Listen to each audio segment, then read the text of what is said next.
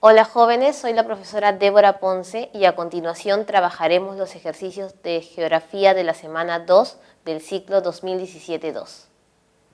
1. El ejercicio nos dice lo siguiente.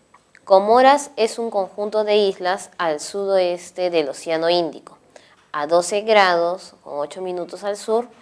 Un poco más al norte, en el mar de Tanzania, se localizan las islas Zanzíbar, a 6 grados 8 minutos sur también, con sus hermosas playas. Estos archipiélagos son importantes atractivos turísticos del este africano. ¿Qué se puede inferir acerca de la cartografía de estas islas? Antes de comenzar a desarrollar, recordemos un poco lo que vendrían a ser las proyecciones cartográficas. Recordemos nosotros que la proyección es como tomar una foto a una determinada parte del planeta. De acuerdo a donde nosotros enfoquemos la cámara, vamos a poder ver con mayor precisión y sin deformación esa parte del territorio. Tenemos nosotros tres tipos de proyecciones. En primer lugar está la proyección cilíndrica. En segundo lugar, la proyección cónica. Y en tercer lugar, la proyección azimutal. Cada una de ellas tiene sus propias características, pero a materia general nosotros vamos a usar la proyección cilíndrica cuando estemos en latitudes bajas. ¿Cuándo sabemos que estamos en latitudes bajas? Cuando nos encontramos de 0 a 30. Este 30 es el promedio que le hemos dado al trópico de Cáncer o Capricornio, que era 23-27, lo hemos redondeado hasta 30. La cónica se utiliza para latitudes medias, que las vamos a colocar nosotros de 30 a 60.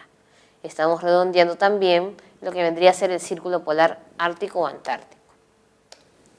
Y la azimutal la utilizamos para latitudes altas, que corresponden de 60 a 90, hasta llegar a ¿dónde? A lo que se le llama el polo, tanto sur como norte. No siempre todas las personas lo utilizan de esa manera, pero nosotros para efecto de poder entender mejor el tema, usamos esa concepción de las proyecciones. La cilíndrica también tiene otro nombre, nosotros le llamamos normal de Mercator, que tiene la característica de mostrar el planeta como un mapa rectangular, plano, en el cual los paralelos se juntan cuando están cerca al ecuador, pero se separan cuando se alejan del ecuador. Es por eso que si nosotros tomásemos esta proyección para mostrar una zona de latitud media o alta, lo vamos a ver deformado porque este país va a estar alargado, mientras que en zonas ecuatoriales se encuentra en su tamaño perfecto. En cambio, los meridianos sí los encontramos nosotros correctamente distribuidos, en una distancia igual. Usamos también, así como la normal de Mercator, la UTM, que es la universal de Mercator. Esta la utilizamos para ver la hora. Es otra forma, al igual que meridiano de Greenwich, para poder ubicarnos nosotros. La cónica, que la más famosa es la de Lambert, como su nombre lo dice, expresa el planeta como un cono, de tal manera que los paralelos van a parecer semicírculos, pero en realidad no, solamente es un conjunto de vuelta que no va a doblar. Y los meridianos se unen en el polo donde se está tomando la foto, por lo que hace imposible poder divisarlo de manera correcta ese polo donde se toma la foto. Y la azimutal se utiliza también como una parte exacta de la Tierra, pero nosotros usamos la azimutal polar, en el cual vemos el centro del polo, mientras que lo demás y la otra parte del polo se va difuminando a través de los paralelos. Y los meridianos se acercan justo a donde se encuentra el polo. Tenemos entonces aquí lo que más o menos nos indican los enunciados, ¿no? Podemos sacar a simple vista que los lugares que nos han presentado se encuentran en latitud 12, latitud 6, por lo tanto, si nosotros quisiéramos utilizar una proyección, ¿cuál sería la recomendada? La cilíndrica, porque se encuentra de 0 a 30, y aquí está la 12 y la 6 que nos habían mencionado. Sus cartas topográficas contienen exclusivamente líneas batrimétricas. Ahí vamos a recordar un poco esto de las cartas, ¿no? Las cartas nosotros lo utilizamos en superficies de escala media. Vamos a utilizar los mapas para escalas pequeñas. Y para escalas grandes vamos a utilizar los planos.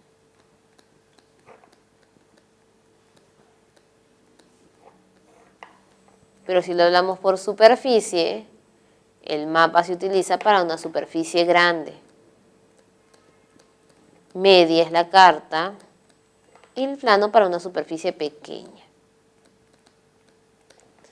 Pero si hablamos de detalles, el mapa nos muestra menos detalles, es más general, mientras que el plano es más específico. Y la carta nos ayuda a mostrar algo que el mapa y el plano no, la altitud. Entonces, sus cartas topográficas contienen exclusivamente líneas batimétricas. Estamos hablando de islas, entonces recordemos que las cartas tienen dos tipos de líneas. Líneas batimétricas y líneas ipsométricas. Batimétricas cuando estás en la superficie del océano, o sea, del mar, y la ipsométrica cuando estás en el plano continental. Nos vamos a dar cuenta aquí que estamos hablando de conjunto de islas y estás hablando de la parte continental, entonces no podrían ser exclusivamente batimétricas, lo descartamos. Las islas Comoras y Zanzíbar solo pueden ser representadas en un plano, estás hablando no de una superficie pequeña, puedes haber un mapa de las islas.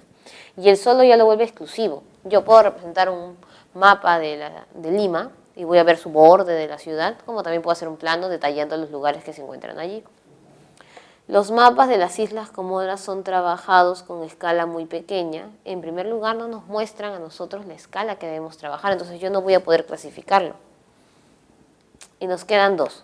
Sus mapas son elaborados con mayor exactitud con una proyección cilíndrica, que es lo que ya habíamos mencionado, y el mapa de Tanzania tiene menor deformación con la proyección azimutal polar. Y no, porque no estamos mencionando latitudes altas, por lo tanto nos vamos a quedar con la letra D. En 2, que vamos a trabajar ahora, vamos a leer el enunciado. Para la ejecución del proyecto de construcción de una represa en Tacna, se necesita una representación cartográfica del lugar, por lo que el gobierno regional ha encomendado su confección al Instituto Geofísico del Perú, el mismo que decidió trabajar la cartografía del lugar con una escala de 1/120.000. Del texto se deduce que dicho documento cartográfico será. Entonces vamos a empezar para ello a clasificar las escalas. Tenemos entonces 1/1000 hasta 1/20.000. 1/25.000 hasta 1/200.000 y 1/250.000 sobre 1.000.000. Entonces, cuando estamos en la primera medida, obviamente estamos nosotros en una escala grande. ¿Cómo sabemos? Cuando el número es más chiquito, siempre después de la medida que nos dan del mapa, estamos en grande. Y cuando el número es más grande, estamos en pequeña. Y entonces, por lo tanto, tenemos ahí una superficie media. Ya habíamos hablado en la pregunta anterior que esta escala grande nos sirve a nosotros para los planos, porque la superficie es más pequeña. La media para las cartas y la pequeña para los mapas. Ahora, vamos a ver qué escala nos dan. Nos dan 1/120.000. Entonces la ubicamos aquí. Por lo tanto, sabemos que estamos en una escala media. Ahí ya descartamos la D, que dice un mapa a escala pequeña. Se va entonces, porque estamos viendo que está en una escala media. Luego, un plano topográfico. Si es escala grande sería un plano y estamos en media, entonces no podría ser plano. La vamos a descartar. Luego, tenemos inadecuado para el proyecto, lo contrario, las representaciones cartográficas siempre nos sirven para tener mayor precisión en la construcción de diferentes proyectos que haga el hombre. Entonces lo vamos a descartar.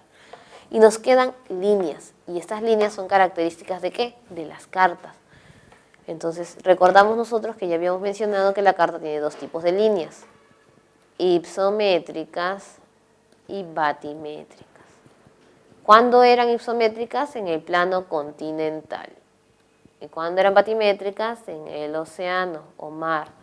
Y a nosotros nos dicen que van a construir la represa. ¿Y la represa dónde se construye? No se construye en el mar, sino en la parte del litoral que ya corresponde a la parte continental. Por lo tanto, estaríamos hablando de líneas ipsométricas, que sería entonces la letra B. 3. Tenemos entonces en este enunciado un poco más procedimental. Una familia con fines turísticos tiene la intención de recorrer 2 islas del Caribe. Para tal efecto, revisan un mapa a escala de 1/450.000, donde verifican que la distancia entre ambas ciudades es de 5 centímetros. ¿Cuántos kilómetros recorrerá la familia en su circuito turístico? Entonces ya sabemos que estamos hablando de escalas. Nosotros ya hemos dicho cuándo es una escala pequeña, grande o mediana. Pero también hay tipos de dibujar esta escala. Puede ser una escala numérica, que es como la que nos están mostrando. O puede ser una escala gráfica.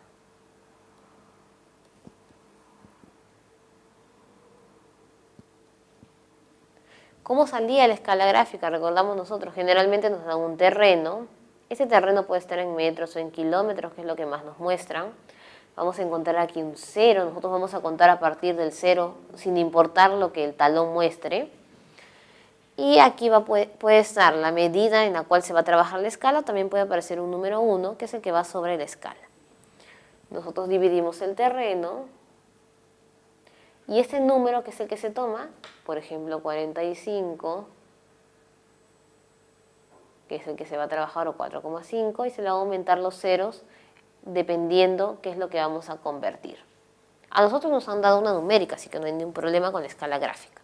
Pero ya sabemos cómo sale la escala gráfica. Vamos a hacer un ejemplo aquí para recordar. Si mide 400 kilómetros, está dividido en 4, yo lo divido, es muy fácil. Entonces me va a salir aquí, cada uno vale 100. Y ese 100 puede estar acá o puede estar el 1 y la escala sale así. 100, y como está en kilómetros, le aumento entonces 5 ceros para pasarlo a centímetros. ¿Por qué lo paso a centímetros? Porque la escala numérica implícitamente está trabajada en centímetros aunque no lo muestre.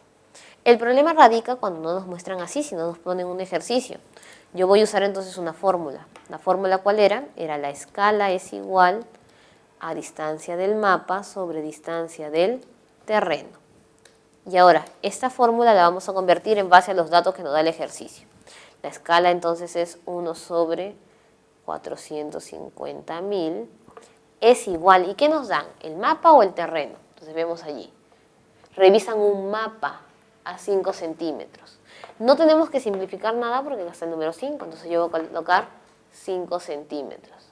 Y lo que no me dan es el terreno, que es lo que yo tengo que hallarlo en kilómetros. Es muy fácil, multiplico.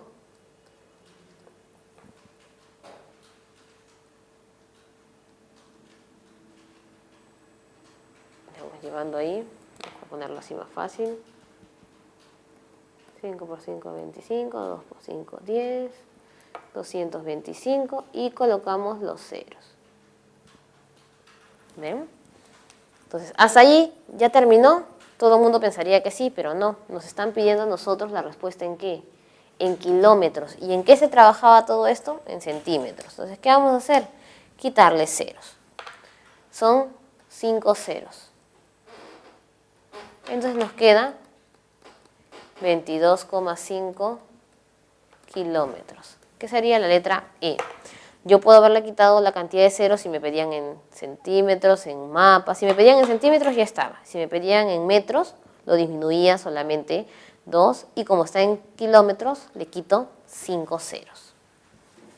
4. Tenemos aquí entonces un ejercicio sobre lo que vendría a ser la carta. Observa el área geográfica que se presenta en la carta topográfica e identifica los enunciados verdaderos y falsos, luego marca la alternativa que corresponde a la respuesta correcta. Lo primero que pasamos a identificar son sus elementos. Decíamos ya que las cartas se utilizan para superficies medias. ¿Y cuáles son sus elementos? En primer lugar tenemos nosotros las curvas de nivel, que vienen a ser estas bolitas que tenemos ahí nosotros. Estas curvas nos sirven para identificar relieves. ¿Y para eso qué vamos a utilizar? Numeritos.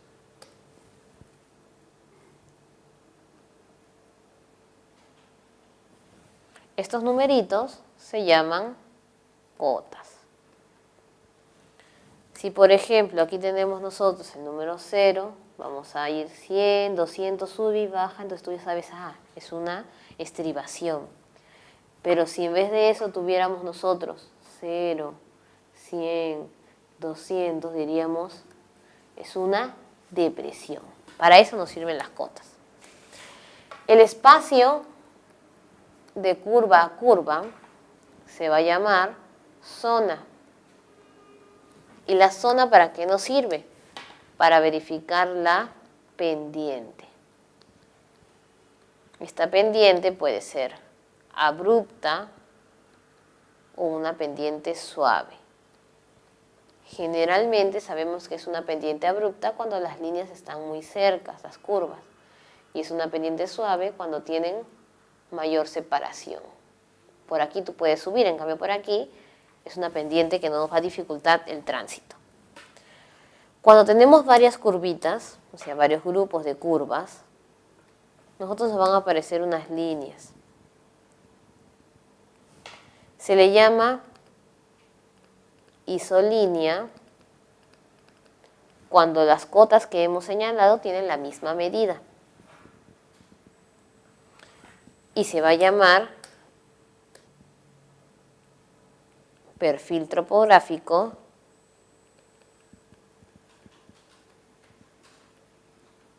cuando una cota es mayor que la otra. Entonces ya nos ubicamos un poco en el ejercicio. Empezamos entonces. El relieve es más accidentado y con alta pendiente en el extremo sur. Entonces vamos a ver el extremo sur. ¿Qué pasa en el extremo sur? Vemos que están mucho más pegadas las curvas de nivel, por lo tanto es abrupta y es más accidentada porque estamos hablando de que tiene muchas medidas diferentes. Y con alta pendiente, mientras más pegados están, la pendiente es más abrupta. Entonces es verdadero. La zona del este de la carta topográfica representa una depresión, entonces vamos a ver los números. 80, 70, 60, 50, 40. Entonces, si nosotros bajamos de aquí, en vez de subir, está descendiendo. Por lo tanto, sí es una depresión. La estribación tiene una máxima elevación de 80. Entonces, vamos a ver cuál es la estribación. Si esta es la depresión, la otra debe ser la estribación, porque efectivamente va subiendo. Pero acá dice 110, 109, 103, entonces no podría ser 80, sería falso. Las líneas son batimétricas, por lo que uno de los relieves es una dorsal. Entonces, estamos hablando acá de una estribación y la otra es una depresión. ¿Cómo sabemos entonces si está en el mar o en la tierra? Entonces hay dos formas que lo podemos identificar. O bien nos indican que es hipométrica y batrimétrica. Segundo, también nos pueden decir la forma del relieve. Si nos dirían es una dorsal, tú ya sabes que estás en una curva batimétrica. O lo otro se utiliza también el positivo y negativo. Cuando todo está en positivo, es isométrica, y cuando está en negativo, batimétrica. Y en este caso, casi todo lo vemos en positivo, no tenemos ninguna indicación, así que es falso. Y por último, la hoya o depresión, que es la que indicamos, tiene más de 40 metros de profundidad. ¿Cómo sacamos la profundidad? Vamos a restar entonces 80 menos 33.3, que es lo más profundo de esta depresión. Y nos va a salir más o menos aproximadamente 46 puntos y algunos otros datos. Entonces 46 de por sí ya es más que 40, entonces esto sería verdadero y estaríamos marcando la letra A. Jóvenes, hemos terminado con el curso de geografía, nos vemos la próxima clase.